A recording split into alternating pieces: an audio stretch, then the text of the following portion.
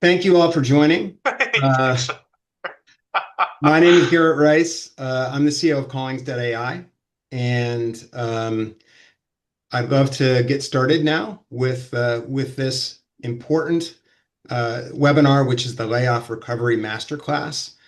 So I'm going to start by showing you some of the slides, and hopefully you guys can see that.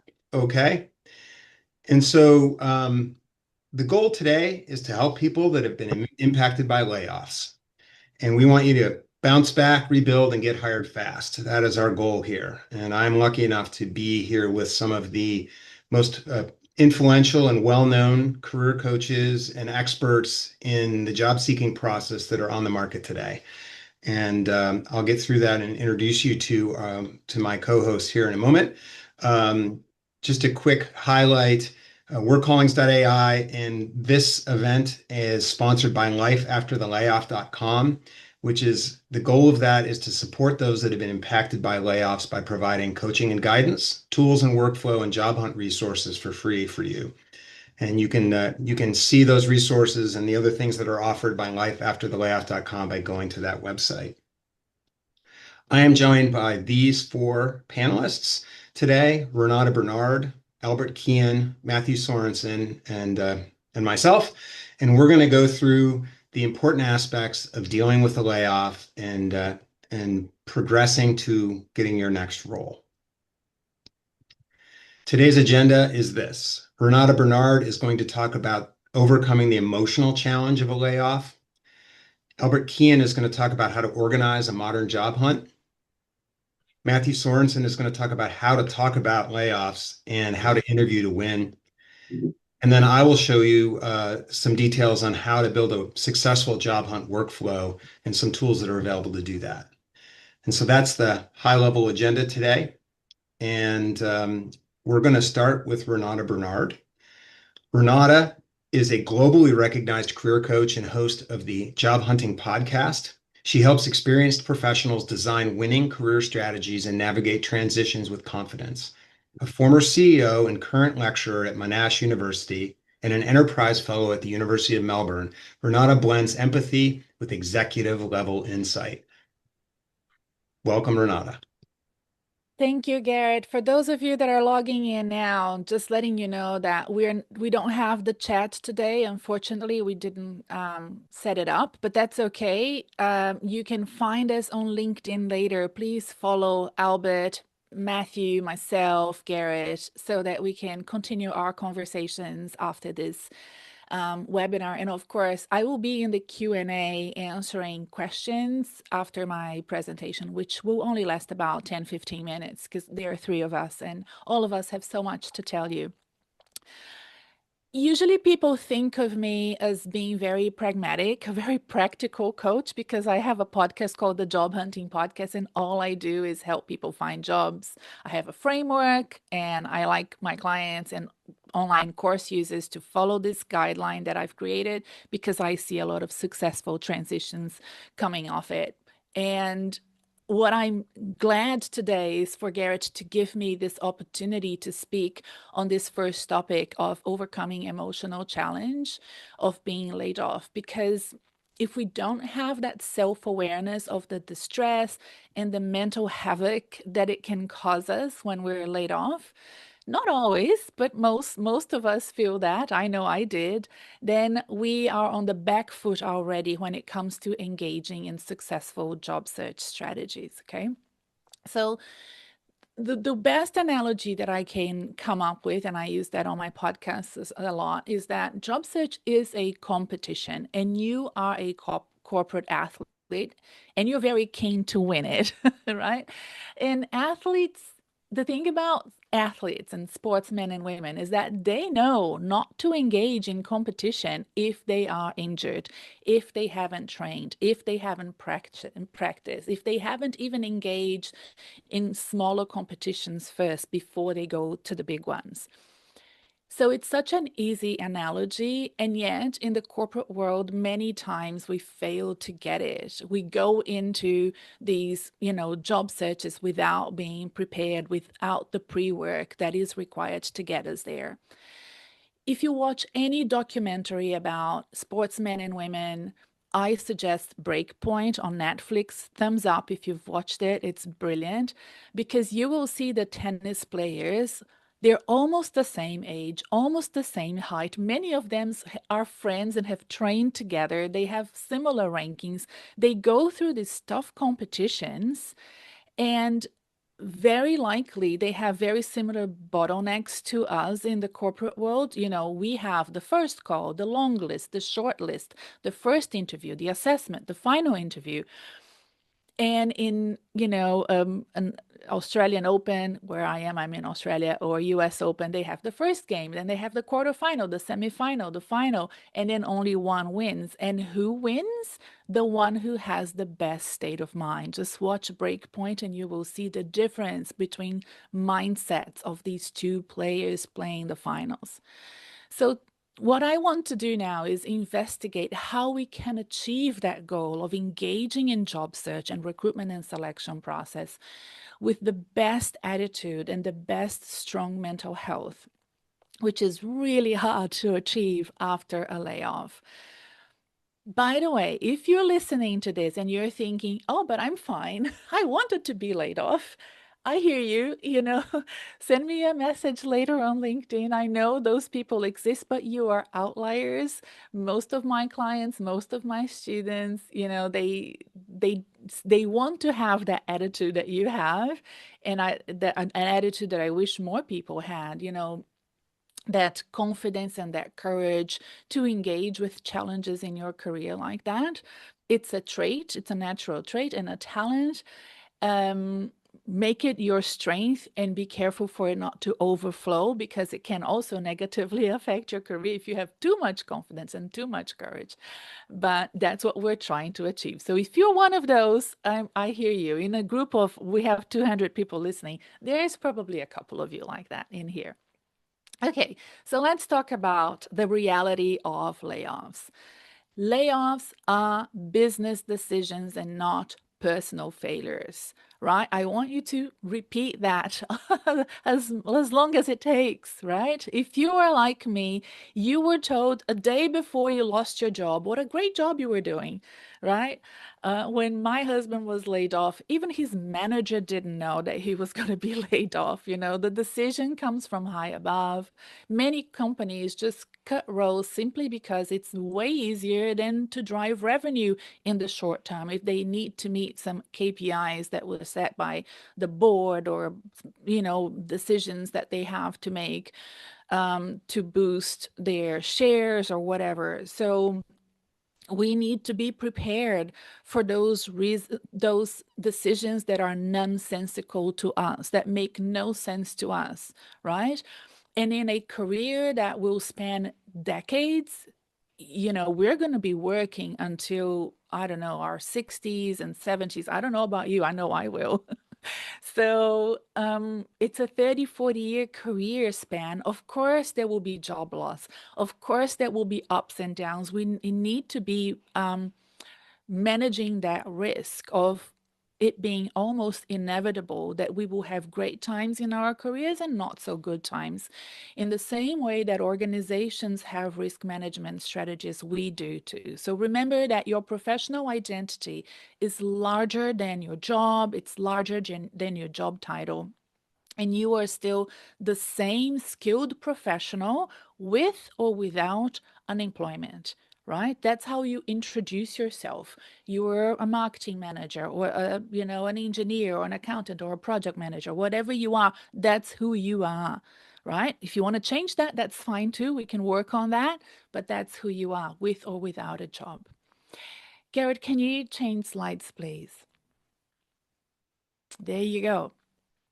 So very recently, I had a great conversation with somebody I want to introduce to you. If you go to my podcast, you will see I've interviewed him, Steve Jeff, and he wrote about the 7 stages of grief. And this is something that career coaches like myself, we use a lot when we're discussing layoffs and how that makes us feel. People usually think of grief as being above and beyond what happens in your career, but it's not true. Job losses can trigger that emotional journey that is very similar to other significant losses that you will encounter in your life. And those 7 stages of grief, denial, anger, um, bargaining. Bargaining is like, oh, what if I had done this? Or maybe I could have done that and I wouldn't be in this situation, right? We feel that a lot. Feeling depressed, acceptance, when you finally accept it, reconstruction when you start building yourself up, and renewal. Even though we have those 7 stages, they don't necessarily happen in a linear fashion. Let's say you might have accepted what happened to you, and all of a sudden you wake up one day and you're depressed, or you get a lot of knockbacks from your job applications, and all of a sudden you're angry again. I know I've been there. Many of my clients tell me that that's how it happens. So it sort of fluctuates, and all of these feelings will be sort of swirling around your head. And if you're feeling like that, give me a thumbs up, because we don't have a chat, but I'd love to know if that resonates with you, this idea of the 7 stages of grief. And oh, lots of thumbs up. So yeah. So why does knowing this matter in your career? These stages are not linear, like I said, and you can move backwards and forwards between them. And knowing that and giving yourself permission to feel human during this process of frictional unemployment is really important. And recognizing where you are. Okay, today I'm feeling really angry. I better not have networking conversations if I can avoid, or if I cannot avoid them. If I have an interview and I'm feeling angry, what can I do to put myself in a position where I will not showcase that to the recruiter that is interviewing me? So acknowledging that and recognizing it and managing those stages is really important. In layoffs, in promotions you didn't get, in projects that collapse, when you're working, or even relocations you didn't want. These emotional phases, they are natural. So it's not just going to happen when you're unemployed. It can happen at different stages of grief in your personal life and in your career as well. I know that I have been employed and working on a project, and the project all of a sudden had to be discontinued. And I experienced these stages of grief during that time. So acknowledging them doesn't slow you down, but it may mean that you will need time to recover, right? So if your brain is screaming, I need time off, I need to rewire, this brain for you to move forward, take the time off, right? It's not going to slow you down. It will optimize your job search if you give yourself, like I said, permission to feel human, go through this, whatever stage you're in, and come back swinging, and identify, a time when you will be back. So let's say you're feeling really angry right now, or you're in denial. Give yourself permission to just go through that phase, go for walks, take time off, don't do job search, and then say, okay, but by Monday next week, I will be ready. Set yourself goals to recover from these stages. And find support from mentors, peers, coaches, resources like Albert's List, my podcast, Matthew's podcast, and of course, Callings AI will help you move forward. I'm glad you're here. That's the first step. And we will certainly be here to support you in this process. That's what we do. That's all we do, by the way. So you're hanging out with a fine crowd here. Garrett, I'm ready for the next slide. Thank you. Okay, so watch out for optimism bias. Optimism bias is, I'm in Australia and I have clients in the US, and when I tell them about this TV show that I want them to listen as homework, they don't know it because I don't think it shows in America. If you've seen it, please give me a thumbs up. It's called, oh my gosh, now I forget. Oh, Anyway, it's a show, and I will explain to you, and maybe I'll remember it, the name of it. But this guy comes and visits this couple or this person, and they're renovating a house. And the guy asked them, "Oh, how long do you think it's gonna take?" And they say, "Oh, it's gonna take 3 months. The renovation is gonna take 3 months, and it's gonna cost us 500,000 pounds." And then the renovation starts, and 3 years later, this guy goes back. Oh, Grand Design, that's what it's called. It's called Grand Designs. If you've seen it, please give me a thumbs up. The guy comes back 3 years later, and the renovation isn't done, and they've spent $2 million on it. Right? One person has seen it. It's a UK show. It also has an Australian version. But this show is a great homework for my clients and for you because it shows the optimism bias in action, right? It's this cognitive trap where we think that things will be easier for us. If you're having kids, oh, it's going to be easier for us. Everything's going to be quicker for us. We're going to, find a job faster than other people. And I think with job search is even worse because we don't actually talk about it with others much. We have this thing about not talking about our job search journey. But when you're renovating a house or building a house, that's kind of out there to see. It usually, 90% of the time takes longer than we thought it was going to take. And 100% of the time, it goes over budget, right? So we think the job search will be quicker than it actually is. And it is a trap if it leads you to underestimate the time and the effort required. I know somebody has already put in the Q&A that it's been 6 months since they lost their jobs. And depending on your area of expertise, industry, where you are in the world, in the US, 6 months is probably the right average, right? So I want you to sort of think about not the national average because you're comparing yourselves with people that are looking for jobs at McDonald's and, a whole range of people. My clients are usually 40 years old and above. They're usually more experienced. It will take them longer to find a job than somebody who is more junior than them, right? So it's important for you to understand that the optimism bias can lead to overconfidence and more disappointment, especially for, in my case, for my clients, mid to senior level roles, which often take longer because in the pyramid of an organization, there are less roles at the top. But it's also an important mindset to have that optimism bias. So it's a balance there because you will eventually get a job. And this is what I need you to know. There is no reason why all of you here today, if you are people that, are aware of Collins AI, of Matthew's podcast, of my podcast, of Albert's list, I think there is very little chance of you not getting a job, right? So I want you to feel confident and comfortable with that knowledge that there is very little chance of you not getting a job. The key is to balance the optimism with the realism. Hope for the best, plan for longer timelines, pace yourself, okay? And to pace yourself and set realistic milestones is really important, and resetting those milestones as you understand more how recruitment works and how the job market is performing at this time that you're job searching. So that you have this momentum that is sustainable over many months and not just a few weeks. Okay, this is really important. Garrett, I'm ready for the next slide. Okay, the other thing I want to discuss with you about the emotional aspects of looking for work is that our brain is not wired for this thing that you are going through, right?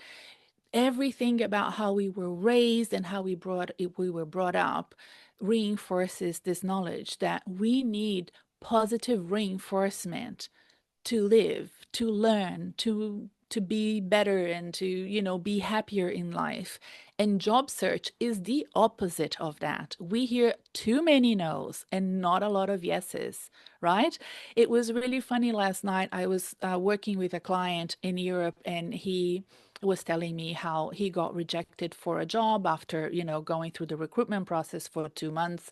If you can relate to that, please give me a thumbs up. I know it happens a lot that you go through all these interviews and then at the final interview, he heard a no. And then, he was really upset about it and telling me all the details. And then he started noticing lots of little yeses, right? So, oh, but today I have another interview with a recruiter. Oh, and this other person wanted me to do a little contract for them to help them with this and that. But we hear all the no's. The no's are louder than the yeses, right? And of course, not having the job doesn't help, but it will happen, and you have to be ready for it because even at the tail end of a process that lasts 2 months, and you go through all of those interviews and assessment centers and and conversations, at the very end, chances are it's between you and another person, and you still have a 50% chance at the very end. It's only a 50% chance, right? So, in any job search, especially at competitive levels, most applications won't lead to offers.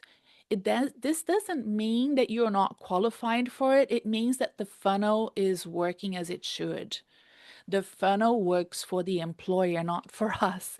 And the healthiest approach is to measure success by the actions you take. The networking calls, the tailoring of the applications, all the learnings that you're getting from organizations that if you're not going to work for them, they will be your competitors. They will be your, part of the supply chain of whatever work that you do.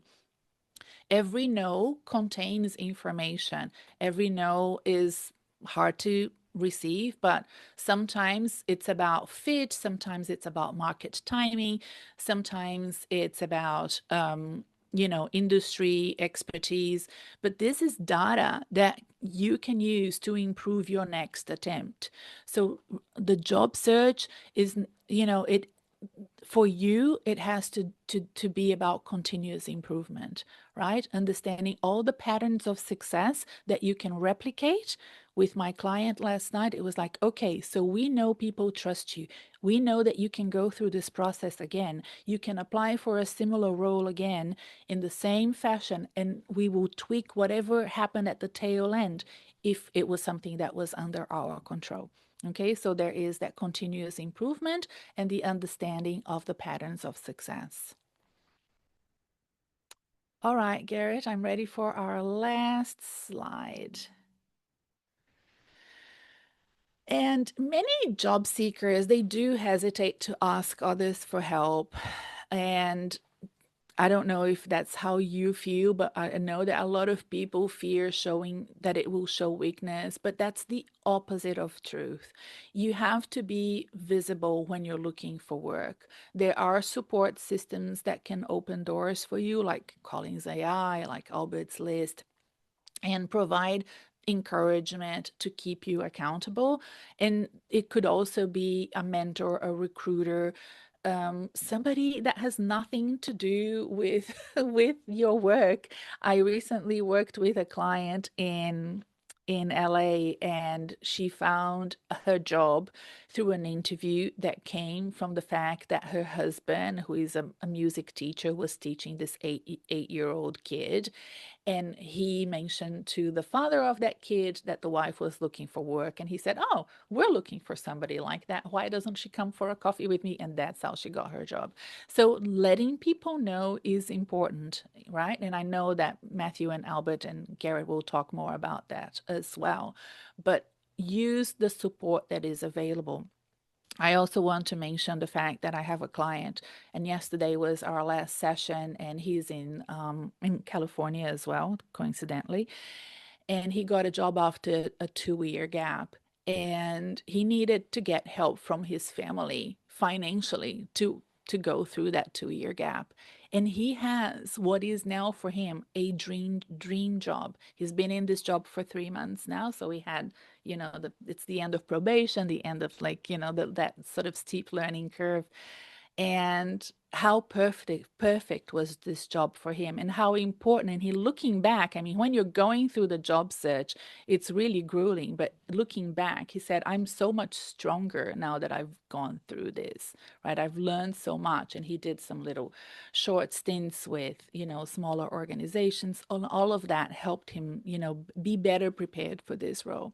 And I know it's a hard learning curve, but now he has this experience that he will have for life. If he loses his job again, he will be much better prepared and know what to do. So I look forward to being in touch with you. You can see from the links that I left when you get access to the slide deck that I have a gift for you in that link. I'm going to put the link in the Q&A as well. And wishing you all the best of luck and hoping that you will connect with us on LinkedIn. Please follow me on LinkedIn. I'd love for you to listen to my podcast as well. And I hope it helps you. Be in touch. Thank you so much, Renata. That was fantastic. I think she did a great job of helping you understand what you need to do to deal with the emotional impact of what's going on with you. I'd like to now introduce you to Albert Qian.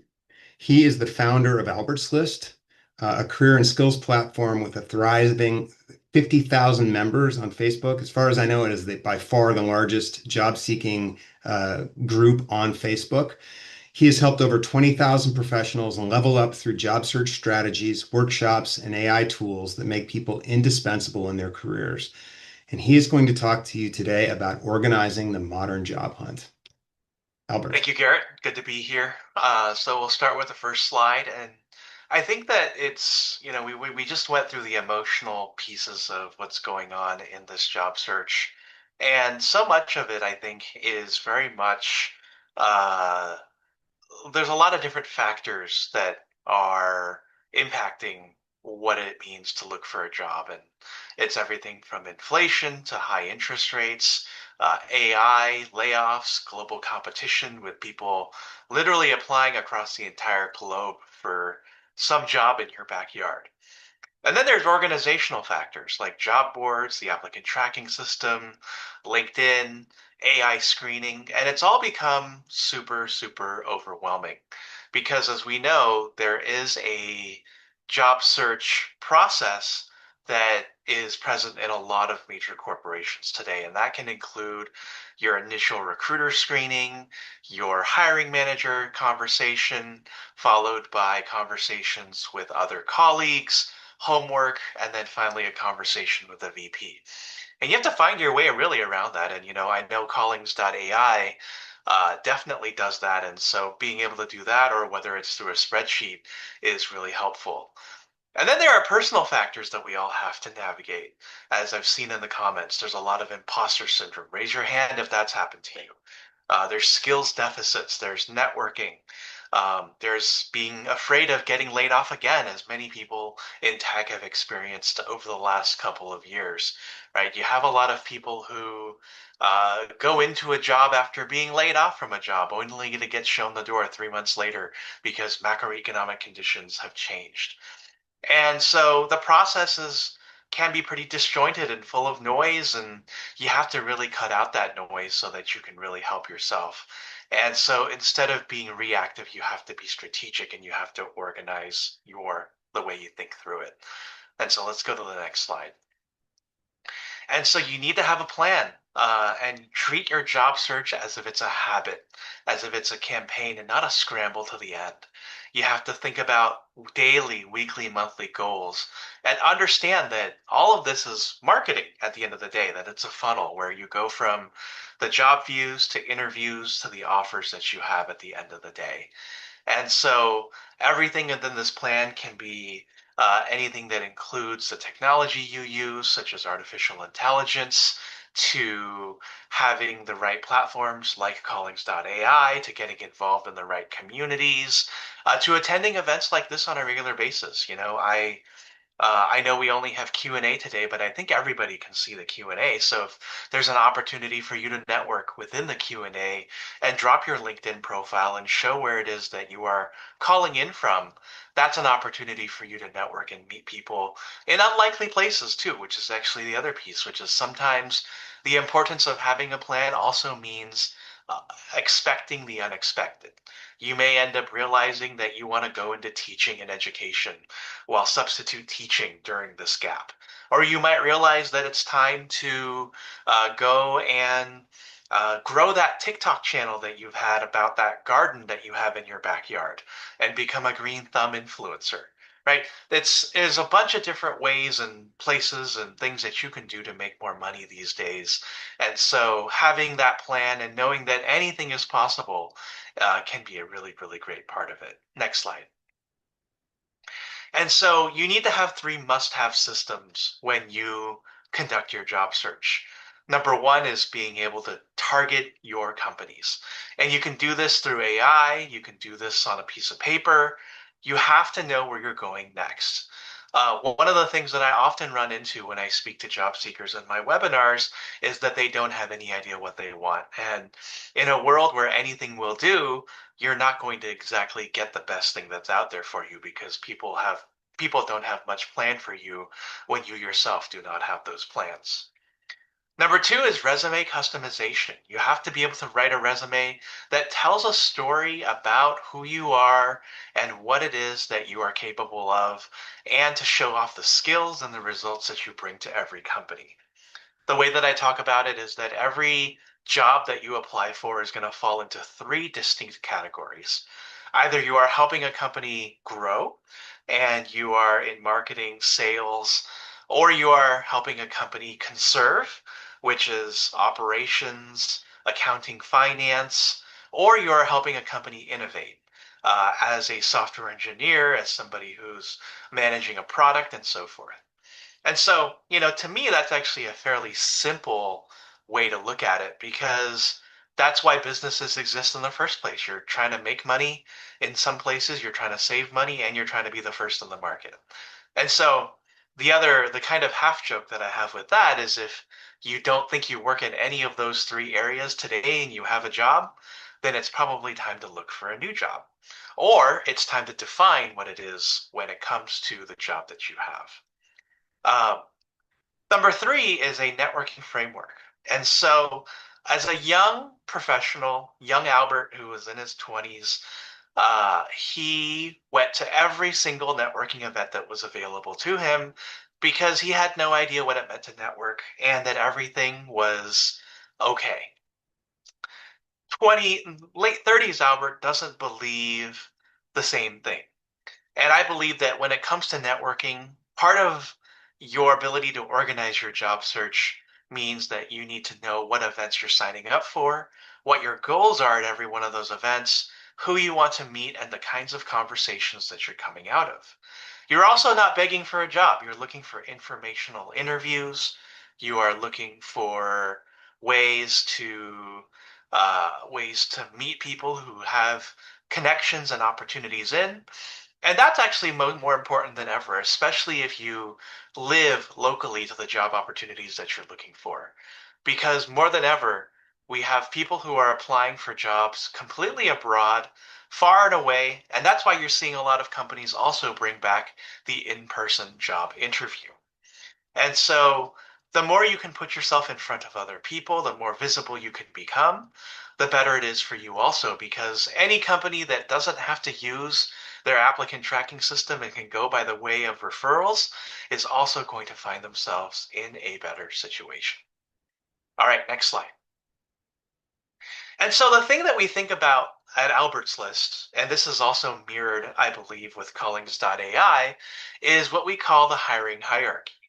This is the framework that we use across all of our content when we coach job seekers. And the hiring hierarchy is what I describe as the necessary items, at least on the first two rows, that are integral to having a successful job search. And foundational to this is actually not your ability to write your resume or interview well or have really great skills, but rather the attitude, the hunger, and the personality traits you bring to your job search. You see, being organized means that you aren't just ready to go and answer a star question or answer a hypothetical question or know what types of networking events that you want to go to, but to be in the right mind, right? I saw in the comments here earlier that many of you were feeling some kind of imposter syndrome or that lingering feeling from your job search or from your layoff. And if you're feeling that feeling, send a reaction into the webinar. I know many of you are feeling very dejected and very, in ways that just don't feel great. And, I think one of the ways to help overcome that is to know that given all the reactions that I'm seeing, that you are not alone. There are millions and millions of not just Americans, but people who feel around the world that their economic opportunities aren't out there for them right now. And one of the things that may be keeping you from being where you want to be as well is your attitude. And I'm not saying that you shouldn't feel angry or sad or disappointed in where things have been, because oftentimes it's also the broader economic climate that isn't good either. I just read something right before this webinar that next month in the United States, we might see a another downward jobs revision of all the numbers that have been coming out for the last 9 months. And that means we're going to be in a situation where things really don't look great. But despite that, you have to look up. You have to look at all the opportunities out there for you, whether it's contract jobs, whether it's working for yourself, whether it's taking a part-time role. And once you have figured that with your self-awareness and your resilience, then the important thing is to organize yourself by your resume, your cover letter, your job search skills, which is a skill in itself, interviewing and networking. And then going above that is not just having a job, but also owning your job and having that vision, understanding the metrics and the results that you bring to the organization, the connection and the strategies that you build from your purpose to the job that is at hand. And then it's leadership skills. So not everybody needs to necessarily be a CEO tomorrow, but being able to lead in your own corner of the organization or in your own job search is what also creates that level of organization. And let's go to the next slide. And so when it comes to, and so actually before that, I think the other thing that's also important as part of every single job search too, is also having an AI, an understanding of AI and how AI can work for you in your job search. About a month and a half ago, I did a live session on how to organize and strategize your job search with 1 hour with ChatGPT. And so ChatGPT, Claude, Gemini, and these other generative AI solutions can all really be useful when it comes to preparing for your job search and organizing your job search. Third time here. So raise your hand if your job search takes more than, let's say, 3 weeks to a month, 2 months.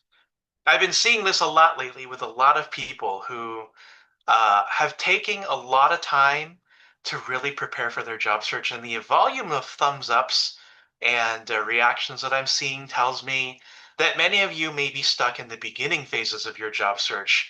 And that's why your job search takes so long, because the market is changing so quickly. Right? We've seen that Facebook, Meta, the company that owns Facebook, has already changed and reorganized the company at least 3 times this year because they want to be leading in AI. And there's news now that they're going to do it for a 4th time. And so if you've spent a couple of months to prepare for that job search within an economy where things happen quarter to quarter, AI can help you do everything with your job search in uh, in about an hour or less, from editing to your resume to creating interview questions to identifying companies that you should apply for to networking strategy and everything in between. And so when it comes to doing any of that, you want to be able to be quick to the market because there are other people who are going to be quicker than you. And, we all have great talents and we all have great skills, But if you are not fast to market, no one will get a chance to enjoy the fruits of your capabilities. And that's the second point on this last slide here, which is don't wait too long to take action. Because if you wait too long, it's the chance of whatever it is that you want to do in your job role may be gone. And so for me, right, your 80% of success is your clarity and your consistency. And so you need to be clear now, and AI can help you do that. And you need to be consistent as well. Daily. Your job search can't be something that you feel like you're going to do really well on Monday, then be something that you pick up again on Thursday while doing something else on Tuesday and Wednesday. It must be daily, it must be actionable. Your calendar must be full because finding a job is also getting a job. If getting a job is a job in itself, rather. Next slide. Do I have any more slides? I'm sorry to say, Albert, that I think that I did not bring over two of It's your all good. slides. It is I all can, good. I can switch over if you'd like to the other deck. I think this is actually my last slide. So thank you, Garrett. I will go ahead and hand it off. And great apologies for that, Albert. All good. We will share those slides with the listeners when we send out the deck afterwards, and please accept my apology. So the next speaker is Matthew Sorensen. He is the founder of Move Up, which is one of the most listened to podcasts available, not just career, but podcast in general. It is one of the top 0.5% of all the podcasts out there. He is an expert on the job seeking process. He is a seasoned recruiter who has conducted over 10,000 interviews. As a former headhunter and VP of talent and search firm owner, Matthew brings a rare behind the scenes insight into what companies really want and how candidates can stand out and win. Thanks a bunch, Garrett. And thanks especially to Garrett and the Callings AI team for putting this together. This is huge, but an incredible amount of work. So everyone, please show your appreciation to Garrett and Callings AI. If you haven't been to Callings AI, check it out. It's what I'm most excited about for job seekers right now. Like Garrett said, I've interviewed a lot of people. I've been a talent leader. I've been on both sides of this. I've been laid off. I've had companies that are run out of money that I work for, and among other things. And it's really tough. And I've also interviewed a lot of people that have been laid off, whether they're part of a layoff or been laid off. To give some perspective, when you're invited to interview, you won't likely be asked about the layoff, right? This is a huge event for you, emotionally, financially, for your career. For them, if they're talking to you, if they've invited you to an interview, it might even be unnoticed for them. They're talking to you for a reason, and they're not interviewing you to find out about the layoff. That's not their priority. Whether you carry that with you, whether you bring some of that baggage with you, some of the angst, some of the bitterness, for me, unresolved frustrations I've had going through things like that, that's what does hurt you.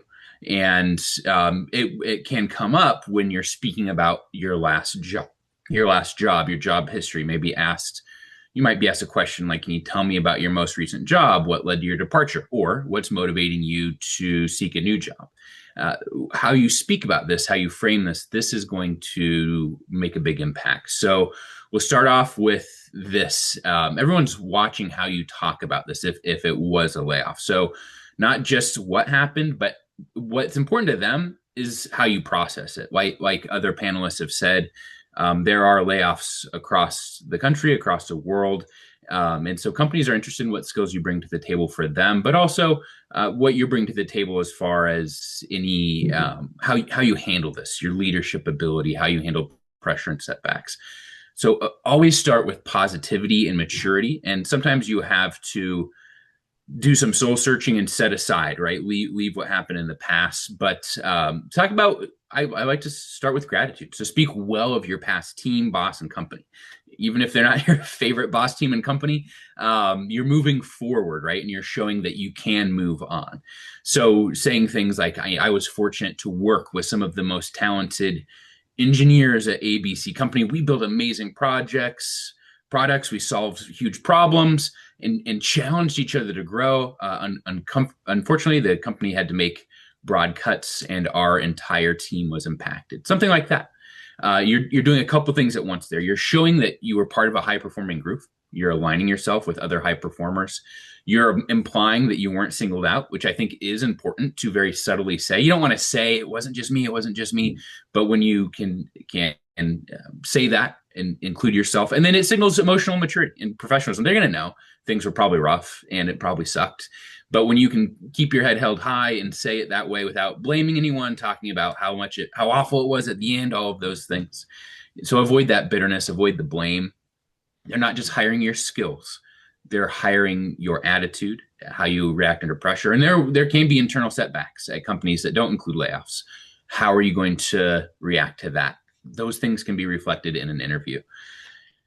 And acknowledge reality with some grace. So I understand the challenges of running a business in this economy, especially in tech that we're in right now. So I learned so much at that company, and I'm walking away with experience that I'm excited to bring to my next employer. So it signals that you're not stuck, you're looking forward, and you can help them move forward as well. And in the next slide, we're going to talk a little bit about if they ask what you would change. So, keep it human and not critical. So, if they say, if there's anything you'd change about your last job, you could say, honestly, I wish things had gone differently. I miss my team. There are so many talented people that were impacted. I'm grateful for what I built, and I'm focused now on what I can contribute to my next employer. So with that, you're bringing in positivity. You're not focused on the past. You're focused on the future and what you can bring to them tomorrow. That's what the company's focused on. I've yet to find an employer that is focused on 5 years ago, right? Maybe people say, yeah, back in the old days, we had free soda and all this. They don't think about their past very much. They think about the future, the competition. All of those things happen tomorrow. Let's talk a little bit now about pitching yourself. And now that you've reframed the layoff, you've reframed what happened, it's time to position yourself. You are the opportunity, not just the applicant. So make the layoff sound like a pivot, not a problem. So something like, this layoff gave me a moment to reset and refocus. I might not be sitting here talking to you if that hadn't happened. So in a way, it opened up a door to something better aligned with where I want to go. You can use this as a turning point, not a setback. So focus on how you've been honing your skills in, how you've been sharpening certain skill sets that align with this job. So, along the lines of, I've seen for years now, and I've been working to improve my skills with user experience or AI or this or that. And the reason I applied for this job, the reason that I'm here is to lend these new skills, these new certifications, whatever it is, that I see you're in need of here. I know exactly how to do this and connect this experience I have from this job with this new initiative you have and make this happen.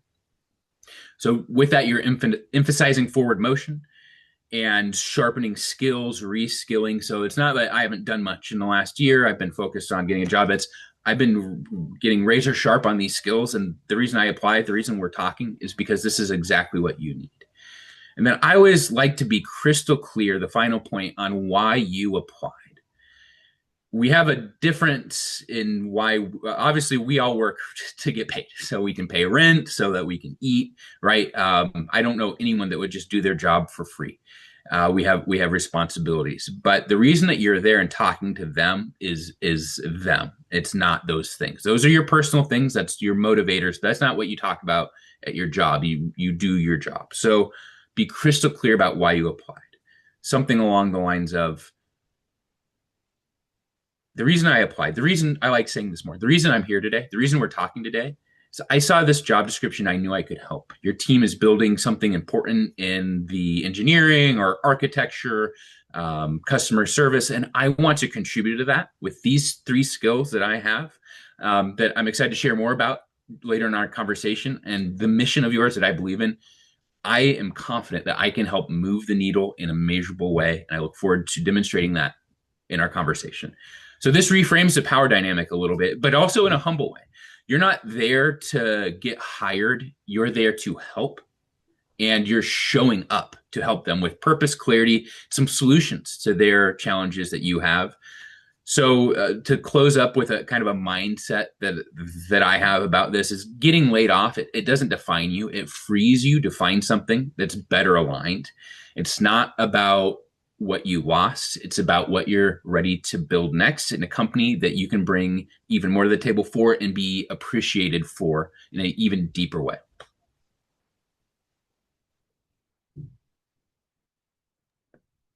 Wow. Thank you, Matthew. That was really powerful. Uh, I feel a little nervous following up on you three experts. Such great information. Thank you very much. I'm going to round out this session. My name is Garrett Rice. I'm the CEO and co-founder of Callings.ai. My co-founding partner, Philippe Caillou, and I created Callings because we felt like there was not a total job hunt platform out there to help people manage their job hunt. And so we spent the last 2 years building that. I have a background of about 20 years at places like Apple and in terms of building products and partnerships. And I am, along with my partner, we're throwing all of our energy around building Callings.ai to help people like you. And so I'm super excited to present to you today. Um, one of the things I just wanted to highlight for you is sort of the reality of what you're going to be doing and what you're going to face as you go about your job hunt. I don't bring these things up to depress you. I bring these up to help you get information so that you perhaps don't get impatient and then unhappy if things don't move as fast as you want. This is the modern job hunt. As Renata had mentioned, the average job hunt takes about 5 months. The more white collar you are, the closer it is to a year. And that's just the statistics. You might get a job quicker, you might get a job slower, but that's the reality. I don't have it on this slide, but you should also be aware that if you've been laid off, you are among the 18 to 20 million people a year in the United States that happens to. So it's a pretty common process, and that doesn't make it any easier to tolerate, but at least it helps you understand that it happens to a lot of people, and probably what happened to you really had nothing to do with you. Um, the average job seeker will spend about 10 hours a week looking for a job. They will submit, and this is a very old statistic, at least 50 resumes before they succeed. We think this number is now over 100, thanks to technology moving so fast in the job space. The average job post out there from a company will have at least 250 applicants. The more popular the company, that higher the number. Currently, job seekers are using about 16 different tools and services in their job hunt, and that's the problem that we're working on, is to try and find a place for you to live and do your job hunt, which is what Callings is. And 75% of the applicants that apply and do nothing else, their resume will never be seen by a human being, and they will go through these applicant tracking systems and then just disappear into a black hole. And so I bring that up to you as well because there's a way to compete and fight against that problem and to address all of these issues. And that's really to think about what you're doing as a sales process. And I think Albert mentioned that in his, and I love that. You are selling a product. In this case, the product is you. And the funnel is going to look something like this. At the top is all the job opportunities that you can find that you think you're a match for. And you need to find a lot of those. Just like as a salesperson, you need to, if you want to sell something to companies, you need to call a lot of companies with the hope that one or two will buy. And so you need to look for opportunities, job postings, talking to people that you know that might have an idea about a job that maybe isn't listed, and you need to identify those and basically at the top of your funnel, make those your targets. Then you need to apply, which is the next step in the funnel. And you often need to do this to get your application into the company. Many companies will not talk to you if your application is not part of the HR process. And so you have to apply, even though you know that just the raw application itself is probably not going to lead to success.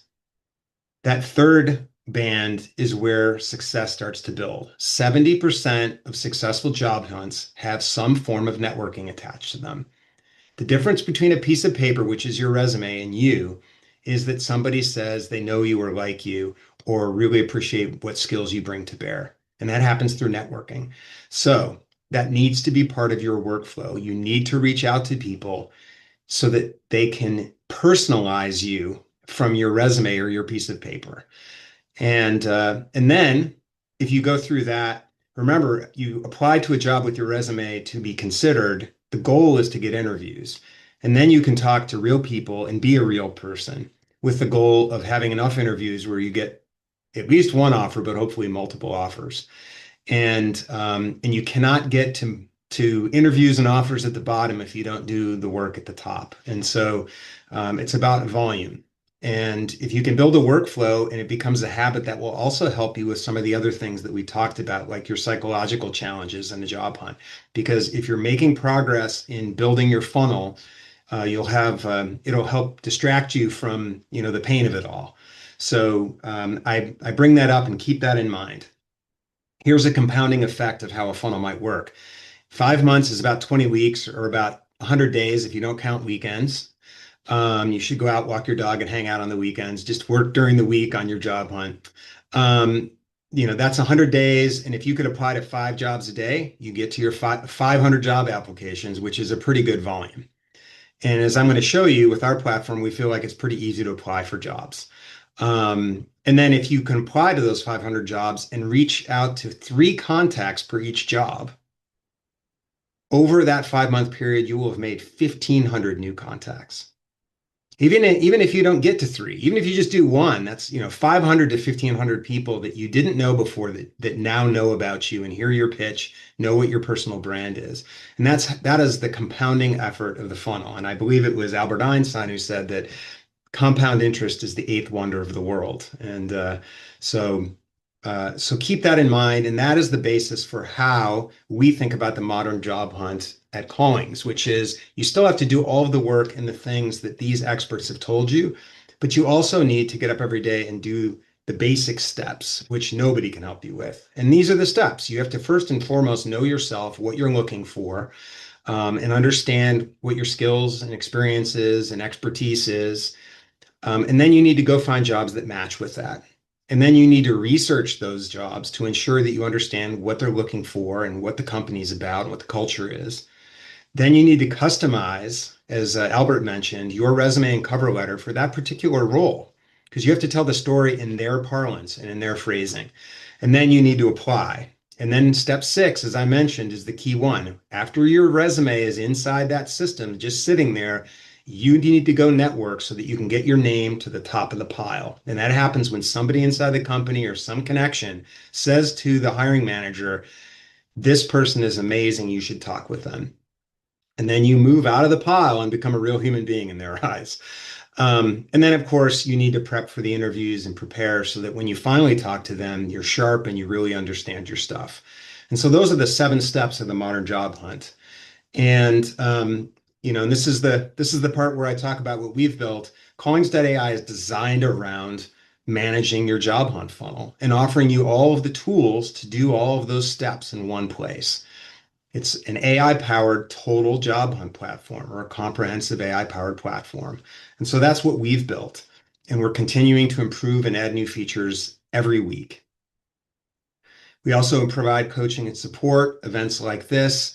And our goal is to really be comprehensive, but also personalized to you and help you sell your brand, and also easy to use. So that's the goal on what we've done with Callings. And I would love to show it to you now, if that's okay. So I'm going to switch over to a different window. Hopefully you guys can see that. Maybe give them a thumbs up if you can see the new browser window. Awesome. So when you start at Callings, we ask that you upload your resume, and we do that not because we share it with anybody. We don't. We do it because we use AI semantics to go and look at millions of jobs and find job opportunities for you that you're actually qualified for. And then we present those to you as the starter. And we provide this job match score, which basically is our estimate of how qualified you are for this job and how likely you are to get through the applicant tracking systems that are out there and be considered for the role. And so you can just go through these and you can add them to your job tracker, or you can say, don't show me again. And we learn based on, your activities and try and continue to find roles that make sense. Callings is agnostic. You can look at our jobs and we're about to have 40 times as many jobs on our platform in the next 90 days as we have now. That project is underway, so we're going to have one of the best inventories of anybody out there. But we also have a plugin to let you add jobs from LinkedIn. You can add jobs from the hiring company site, from Indeed, for wherever you find them, and they all go into this, which is your tracker.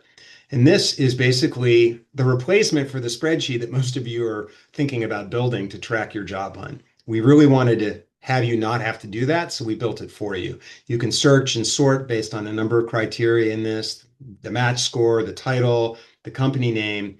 And the goal here is to have all of your job search in one place. And then for each of these jobs, when you click on them, what we do is bring you a series of tools to go through that workflow step that I'm talking about. We want this to be paint by numbers. So here's all the basic information about this job at Apple, Associate Creative Director, Creative Technologies. Here's the job description that was posted. We pull out information that's important to you, like requirements and skills that they need. And here's the salary. And you can read that, of course, but we pull it out for you to make it easier. That's the TLDR on the right-hand side. We also provide a detailed version of that job fit report. So this job had an 86% rating against the resume that is in this account. And we show you why. Here are the pros of that candidacy, the cons, or the things you need to keep in mind in your candidacy, and then the conclusion. And then we break down a detailed fit assessment of you against the job. And this is based on your resume. If you have a different resume or you want to try something else, you can change that and then rerun this report. But the goal is to give you a better idea of how you match. We also provide a company report, which details who the company is. In this case, Apple. Here's their Glassdoor rating, so you can get a sense of what their culture is and how employees there think about working there. We also provide the latest news, which of course is always essential. If you ever talk to somebody at the company, know what's going on with that company, because you don't want them to say, "Did you hear about our latest announcement?" and not have an answer to that question. So this is the Evaluate tab, and it's really about understanding what this opportunity is. Then we have the Prepare tab, and this is where you get ready to apply. You have your base resume that you've uploaded. You need to customize it so that it matches the job post. Unlike other AI platforms, we do not rewrite your resume without you being involved, and we do not lie about you. What we're trying to do is reposition what you have in the best light based on how the company articulates its job, the job availability to you. And so when we do that, we have your resume here and we've rewritten it. So this is my John Doe resume. And I can then go through and hit the Edit Custom Resume tab, and it will show me what has changed. And so the things that are in red, they're just like in Microsoft Word. If you're tracking changes, we show you where it's changed. And this whole thing is a word processor. So if you don't like what the AI has written, you can just type in what you want. And so this gives you, at a glance, all the things that have changed about your resume. And you can go in and say, accept suggestions, and we will slowly rebuild the resume to submit. This resume is rich text format. Why? Because your resume, when it goes to an ATS, is scraped for data. So when you send a PDF with the purple dinosaur shaded in the background, all that is lost before anybody sees it. And so it's much better to have a clean text-based resume. And when you're done, you can save it. You can download it. And we also have a cover letter tool here, which basically, our goal is not to write your cover letter. Our goal is to break the blank page problem where you sit down, it's like, oh my gosh, I have to write this. So we give you a draft, you can hit Edit AI. And if you want to, maybe you find out this guy's Italian, you can convert to Italian. And this is a full AI prompting. And when you type it in, we will make whatever changes you think make sense for this resume, so that, and this cover letter, so that when you submit it, it represents you the best. And the AI is a little slow today. I think the little squirrel's running slowly on the panel, but oh, it didn't work. Of course, a resume. The demos never work. Yeah. To the Italian language. All right, if it doesn't work this time, I've done it a million times. It always does until the demo. There we go. Alla cortese attenzione del response. I don't speak Italian, but you get the sense. The goal is to give you a tool to write the resume and the cover letter on your terms. You can save this cover letter. then you can go ahead and save all of these and go up and hit the apply button and apply to the job. And as I mentioned to you earlier, that's just the start. Your resume is now in a pile somewhere. Congratulations. This is where we think we can really help you with your funnel, which is we reach out based on this specific job and we search LinkedIn and we find the 3 to 5 to 7 people that are connected to this role, that work in this group at this company. And then we show you who they are. And then we basically, if you hit the reach out button, we draft an outreach message, which you can either send by copying and doing on LinkedIn, or we find their email and you can directly email them. And what we want is for this to be paint by numbers. The outreach messaging are almost always very similar. So you can go in and confirm that that's what you want to say, or even put in a personal comment if you like. But the goal here for you is the outreach itself. You should go through each of the jobs that you apply to, and you should reach out to all of these people. It only takes one. And many companies pay their employees if they recommend a candidate who gets hired. So it isn't like they're just helping you. They may be helping themselves. And if it's somebody on the team or somebody who's the hiring manager, they might be thrilled to hear somebody who's qualified. And so this networking tool, we think, combined with applying to a lot of the job opportunities, will get your name out there. And again, you want to talk to these people no matter what. Even if they reach back and say, this job is filled, you want to talk to them because you want to put your candidacy out there for other opportunities. Many times a company will meet somebody, not hire them for a role, but remember them in the interview process and then go back to them later. So, and then finally, we provide a powerful set of interviewing prep tools. We provide a pep talk, the pitfalls of your candidacy, who you're likely to interview with for this role, the interview topics they're very likely to bring up, questions that they may ask, and potential answers that you can look at. Behavioral questions that they're going to ask that often come up in job interviews, and the answers that we recommend based on things like the STAR system, et cetera. And then questions you can ask them and why we recommend that you ask them. And then finally, resources to prepare. And you can go through, edit, put your own notes in, your own recommendations in here, and print this out and have it available, while you're on your Zoom interview with the company. So, and then finally, there's a notes tab where you can enter in any notes. So everything is tracked in one place. You finish with this job, you move on to the next one. And we think that you can do 5 of these a day and outreach to those, 3 to 5 people, and boom, you've outreached or networked to 15 people. You've applied to 5 jobs, and then you can go walk your dog. And so that's the core of Callings. There's much more in here. We provide personal insights. So if you're having trouble figuring out what your ideal job might be, we ask questions based on your resume. And if you answer those, we'll tell you what your ideal job report looks like based on your answers and your resume. We'll provide a goals report to you based on your answers and your resume for what you're really looking for based on what you said. And then we even help you develop brand elements, because one of the things you'll notice in the job search is you're constantly pitching yourself. So we help you with a 20-second pitch, 2-minute pitch, professional summary, headlines that you can remember. What makes you unique? Here's 10 of them. And these are the types of things people always ask. Well, why should I hire you? Well, let me tell you 10 things that make me unique. And so again, these are to help you in your job search. We provide live coaching. We do events like this. We have a weekly calling circle where you can network with other Callings members. We have a blog with really great content on it. And so our goal is to be as comprehensive as possible and provide you a place to live during your job hunt where we offer real value. And so for those of you that joined today, I will reach out, send you the recording of this session. If you sign up through lifeafterthelayoff.com, you'll get 30 days free on Callings, and I'll send you a coupon as well via as a follow-up to this with the slides and the recording. So, we would absolutely love to have you try it out. And, I cannot thank this panelist group enough for sharing their really powerful insights. I hope that you guys reach out to them and look at their podcasts are also linked on the Life After the Layoff website. So you can find their podcasts right there and then go and listen to those. These are the experts, and I cannot thank you enough for attending today. So thank you very much.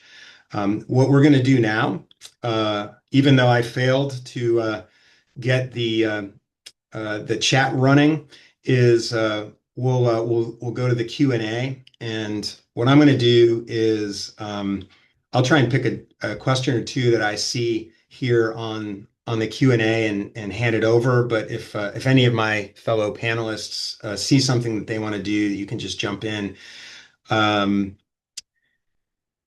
So here's a good one, and I don't know exactly who to point it to. Maybe you, Matthew.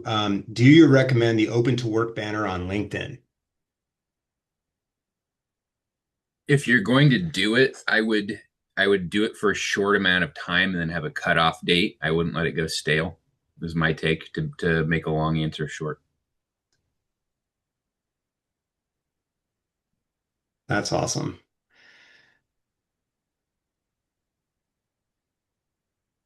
All right, so I'm gonna see what else I can find here. So I noticed actually, Renata, you've been answering some of the questions in line. Here's a good one that you answered, but I'll give you a chance to answer it and speak to it. Is if everyone is utilizing AI to customize their applications, how can you ensure your attachments don't read as the exact same as every other applicant?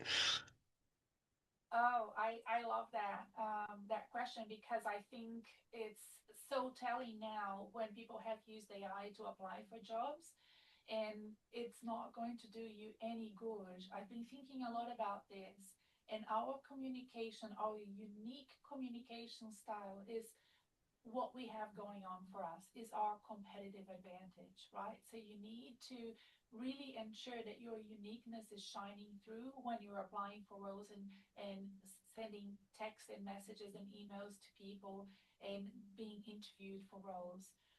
But of course, AI is a great tool when you're job searching. And I think the best thing that you need to do is to learn how to use it and input it with as much about you as possible. When I was using Collins AI to test it out, every single answer for all of the questions were really long. I added as much information about what I was trying to do, as possible in Collins AI. And it's the same with ChatGPT or Claude. The more they know about you, the more they understand about your writing skills, the more that they will spit out outputs that reflect your expertise in your writing style. So use it like that. And I also wanted to answer about the banner. I think the banner is, it really depends on the industry, Garrett, and where you are in your career, what stage of your career you are. So if you're more junior, having the banner open for me, I agree with Matthew, it's okay to have the banner open. If you're more senior or more experienced, start off without the banner and be open to recruitment, recruiters only, and use LinkedIn's algorithm to optimize you for searchability. You need to be easy to be found. LinkedIn profiles and activities help you be found by recruiters, right? So it's about optimizing it for search more than having a banner. Now, if clients of mine have 15,000 followers, have the banner. These are people that are highly networked, and the banner will help them. But if you're like most of my clients and you only have 400, 300 followers, the banner will do not much for you. Thank you, Renata. Albert, I noticed that somebody asked about tips for keeping hungry as they look for their next job. I wondered if you would elaborate on that. Yeah, I gave a really practical answer to that one, which was to remember your obligations. And so if that means remembering that you have a mortgage to pay, kids' mouths to feed, a spouse to support, or even just wanting to move forward in your career and be able to contribute something, those are all things that speed up your hunger, because the longer you spend away from what it is that you are doing, the harder sometimes it is to get back in, or you just have to explain more at that juncture. So whenever I'm out of a job, I've always just tried to go quicker so that I can get back to doing what I was doing.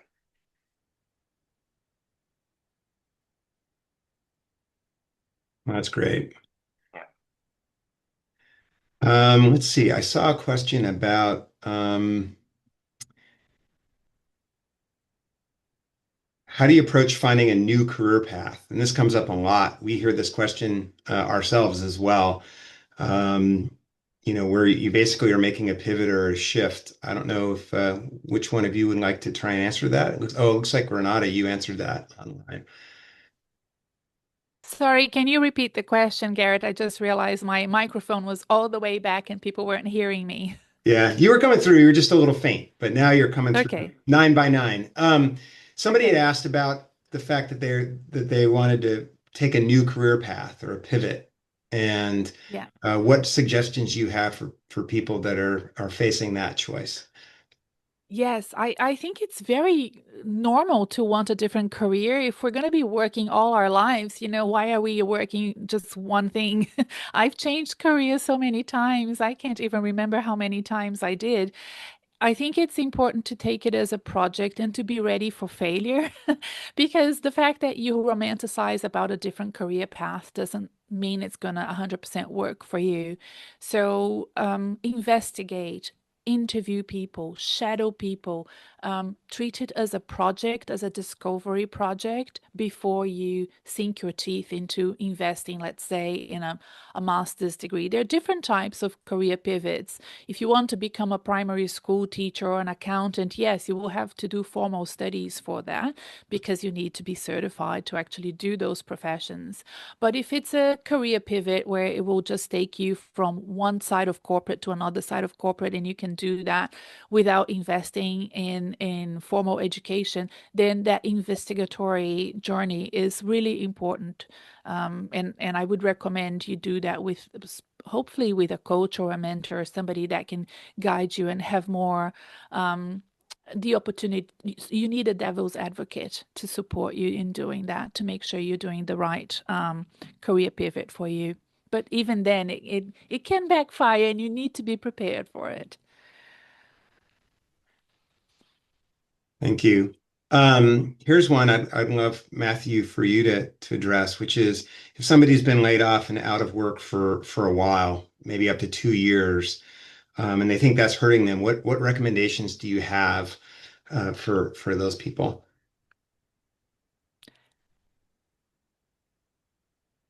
Yes, so there's kind of two battles there. One is the application, and one is the interview. So if it was a job hunt the whole time, that's one thing. I would maybe try and find like what did you spend your time doing during that? So if you pursued anything, if you renovated your house, if you did some work on the side for your cousin's company, anything like that, I would lean on that, make that experience do as much work as possible for you on your resume. So even if it wasn't 90 hours a week doing that, put that in as a way that you spent your time. I know people that have full-time jobs that spend about 5 hours a week on it, right? And they just goof around. They're lucky they have one of those jobs where they goof around. So a full-time job is kind of losing its definition. So I'm not saying to lie. I'm not saying to say you were employed somewhere you weren't, but include personal projects. Maybe you took care of a family member. I've coached a lot of people who, right, they took care of a parent or something like that full time for a while, and that was part of the reason they had that big gap. So try and find something to fill that time. If you don't have anything for that, then I mean, do you just leave your gap in there and let your skills speak for themselves? I really that skill set is what they're looking for. When I look at resumes, I don't worry about time gaps whatsoever, and I think that's going to fade more and more as we just move forward and jobs become a little bit more fluid overall. So part of it for me, like just to give the honest answer, find a company that's not obsessed with you having like out of a 50 or 40-year career, find a company that's not obsessed with those 2 years, and someone who maybe can even appreciate like, yeah, it's super hard where I live in the country or the world. There weren't a ton of opportunities. I kept myself busy.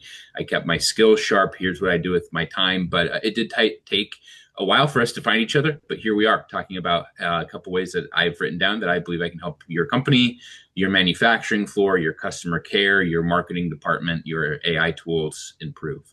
So some of it is just finding the right company, and the HR people and recruiters that obsess about that stuff. Yeah, just run away from anyway, if possible. I'd like to add one thing to that through my own personal experience, which is it is better to be doing something than nothing. Yeah. And so when I left my last role before we did this, I reached out to everybody and offered to consult for them. I helped people for free because I wanted to learn more about AI. And the result is that on my resume, it was doing work for AI companies, et cetera. And so, as painful as it may be, it's better to get experiences and have things that you can point to that you're successful with, even if in the short run you have to do some of those things gratis or that type of thing. Yeah. So Hey, add one thing to that, Garrett, really please, quick. yeah, yeah. So with that timeline, like say it's a year, you can just put the year. Like you don't have to have the exact months. I don't think my resume even has my months of employment. At some point, I forgot. Like it's been long enough. So let's just say like 2024 to 2025. You were like do consulting projects and be more specific, right? What are your skills?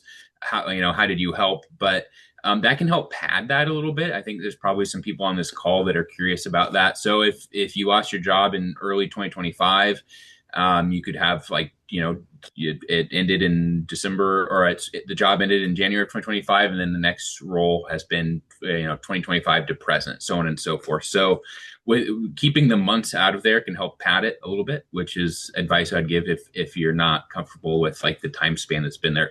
Keep with it. I am in no way employed by Callings AI, but like if you're feeling stuck, like you're doing things in your job search and you're not getting where you want, try something new. And invest a very, very small amount of money, like a burger and a Coke is basically like what Callings AI costs per month.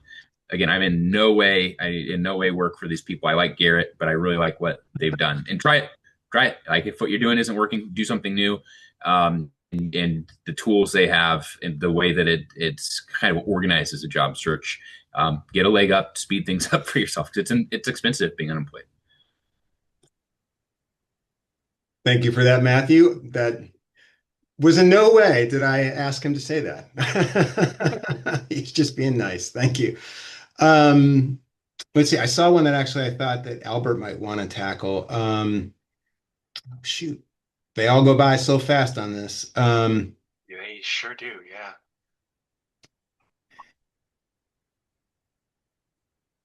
yeah. Would Garrett, you? Yes. sorry, I thought you were still looking. I want to answer the one about cover letters very quickly. Is that okay? Yeah, go for it. Okay, cover letters. Very quick recipe for cover letters. It's 2000 years old, this recipe. So it's from Aristotle's. Ethos, logos, pathos, be brief. Okay, so ethos, what it is that you do very quickly, and you put that in the first sentence. Are you a marketing manager, product manager? The second sentence needs to completely align with the job ad. So the most important thing about the job ad that you have in your career is the second sentence. Then the logos. The logos is all of the receipts. You dot point all of the things that you have done that again align with the job ad.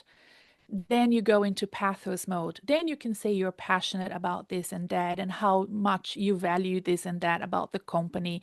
See how the words change and the narrative change. It becomes more of an emotive narrative. Make it one page. If the job application requires a job letter, a cover letter, send it. If it doesn't, but it allows you to edit, always edit. Cover letters are really good value. It allows you to explain a lot of things that you are not able to explain in a small resume. Thank you, Renata. That's fantastic. There is some question too on the cover letter as to whether in the modern situations, all of these ATS systems, whether they actually get through, you know. Um, and so that's sort of another aspect of the cover letter, but I think you must do it. And you must take it seriously and I think if you finally get to be considered as one of the candidates to be interviewed, then somebody will read it. So I have And look, a I contrary remember opinion hating to it. that. Yeah. Sorry, Albert, go ahead. Oh, I just have a contrary opinion to cover letters, and that in my experience, and speaking to a lot of recruiters, they don't generally read cover letters.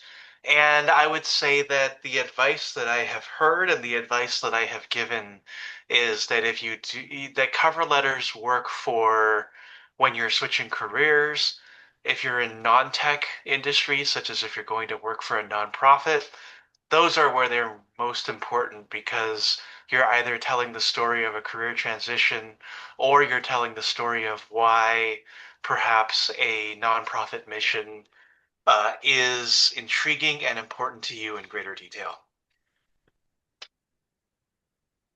And then especially in a nonprofit space because you have to really show like why that is important to you and passion is key. Otherwise, there's really no value proposition to hiring you. But go on. So I saw another one that I thought was interesting.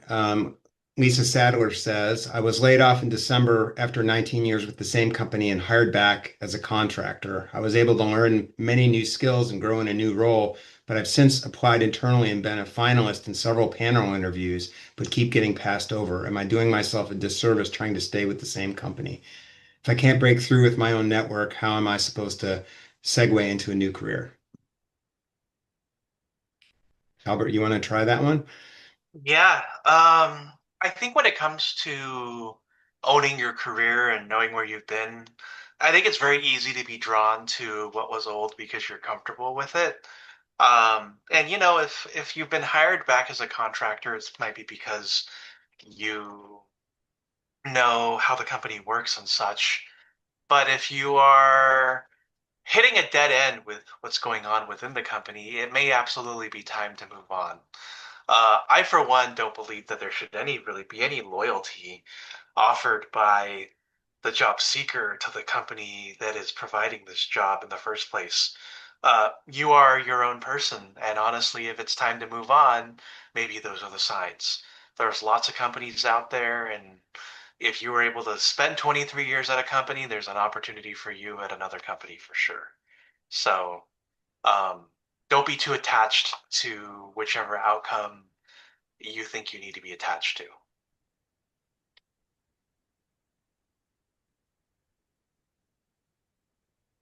What recognized certifications, et cetera, like AI, are currently in demand by employers and recommend for job seekers to stand out, particularly non-technical job seekers pursuing technical careers?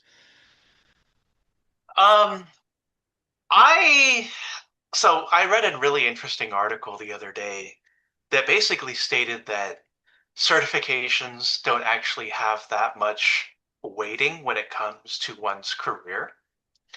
So the way that I would answer this question is to say that you can go ahead and get your free Coursera certification and explore what is out there and all those sort of things. But I think the main thing that has really stood out for the workplace over the last couple of years is experience that you create for yourself and experience that you've earned at other organizations. And so if you're looking to work in AI, you should be creating use cases and results within AI right now. We're still in early enough in the investment phase where the cost of AI is incredibly subsidized by venture capitalists. So you can still get ChatGPT for $20 a month. 11 Labs, which is a voice analyzer or voice manipulator, is available for $5 a month. And you know, Gemini and Claude are all available for similar costs, if not cheaper. And there's also bundled AI solutions that you can purchase online as well. Replit, I believe, is $15 a month, $180 a year. And so it's enough that, you know, this is all beer money kind of money that you can play with and create tools like that. And so I think a lot of companies would be looking for people who are not just into AI, but creating, deploying, looking for different use cases, and showing off what those use cases may be. And so I would avoid certifications. I would invest the money in these tools, learn to use these tools across all aspects of your life, whether it's content creation, job hunting, image development, creating a YouTube channel, starting a side hustle. All of those are going to be essential in the next 3 years, 3 to 5 years or so. And so the TLDR of that is skip the certification and build something. Garrett, I just wanted to let people know that I interviewed a recruiter from Washington, D.C. last week on the podcast, Kyle Samuels, and he did mention some of that. So if you want like a longer answer, go listen to the Job Hunting Podcast 302 episode with Kyle Samuels.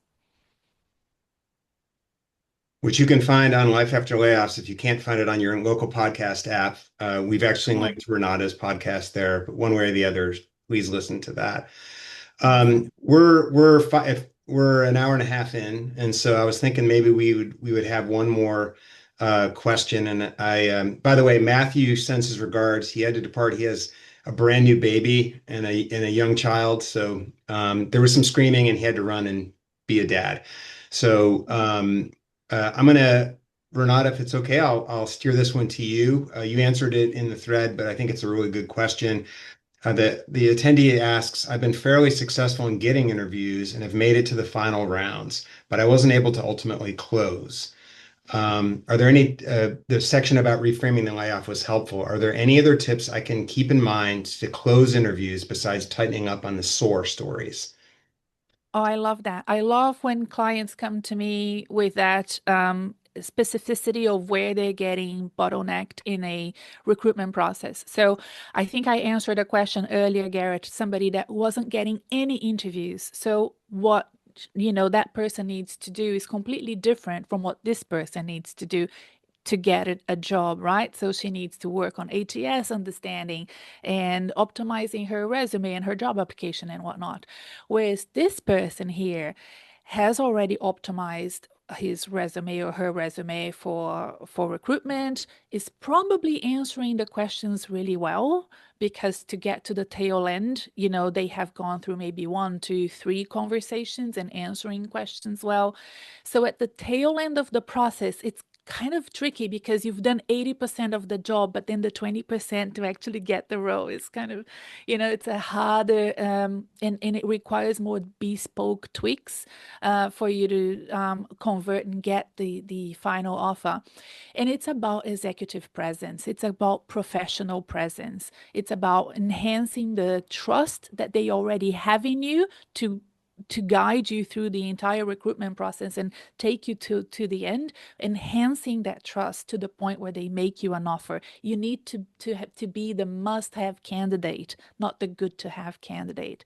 And that executive presence comes from your presence in the room, eye contact, body language, the way that you're having conversations. And that's when that conversation we had earlier about the emotional intelligence and the emotional toll of layoffs really come in. So if you're still feeling anxiety and lack of confidence around your layoff, and if that shows, then it's already a problem, right? So people can feel it. You have to understand, especially if you're dealing with recruiters or talent acquisition professionals, that's all they do. All they do is see people that want another job. So they have a very good understanding of body language, of, how you're presenting and how confident you are that you're going to be able to do that role. And again, let me just say, this week, the podcast, the Job Hunting Podcast, we have a journalist from a TV channel here in Australia talking about that, talking about presence and communication style. So if you could have a listen to that episode and you scroll down, I have created a little playlist about executive presence, how to develop it, that really can help somebody that's at that tail end of the process. And I want to add a little bit to that. So I think that the nuance of the question is important to consider too, in that I always think that, right, if you apply for a job and you don't get a call back, it's your resume. If you get the interview but don't get to the next round of the interview, it's your initial set of interviewing questions where you haven't been able to reduce the risk of your candidacy and increase your excitement for who you are. longtime Alberts listers are going to know that when it comes to our philosophy on interviewing, that your interview is a risk mitigation exercise. So being able to show that you are the candidate while also answering any stickler questions that may be around what it is that may make you a bad candidate because you didn't do well at a previous job or you made a mistake or there was a situation that didn't go well is incredibly key here.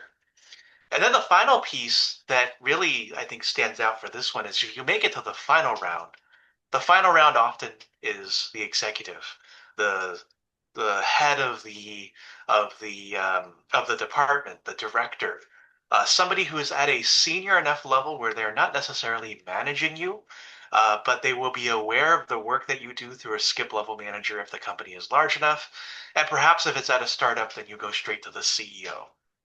And these types of interviews aren't necessarily about uh, let's hypothetically give you the job and walk me through how you would write a blog post or how you would go through these spreadsheets. Although they may ask that, but what they're looking for is they're looking for that big picture, visionary idea of whether you align with how they think about their business and whether they believe that you're going to grow along their business and help their business out, or whether you might just be another cog in the machine.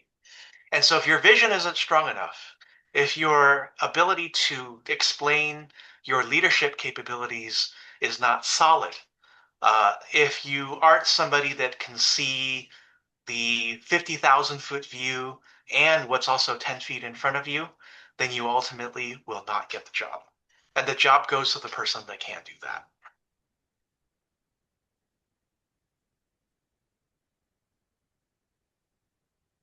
I think I think the answers that you guys provided are a great bookend for our webinar today.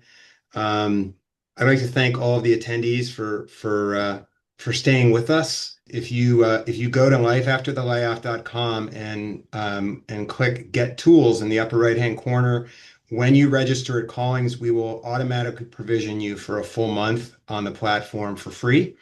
And if there's a problem, Garrett at callings.ai, you can reach out to me. We really want you to try it. And so I'd like to thank you all. I hope that this is a great starting point for you as you start to recover from your layoff, and that you've been provided the types of expertise and feedback that will launch your job hunt. So thank you again, and hopefully we'll do another one of these soon.